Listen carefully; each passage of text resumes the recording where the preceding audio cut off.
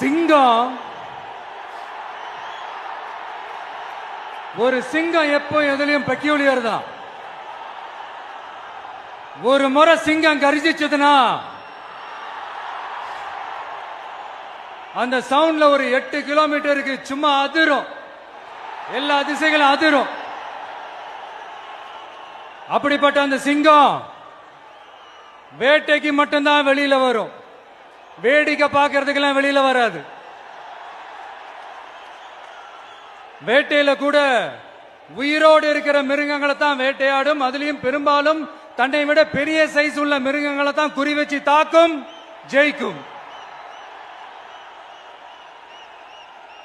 எவ்வளவு பசியில் இருந்தாலும் உயிர் இல்லாததை, கெட்டு போனதை தொட்டு கூட பார்க்காது. அப்படிப்பட்ட அந்த சிங்கம் அவ்வளவு ஈஸியா எதையும் தொடாது, தொட்டா விடாது.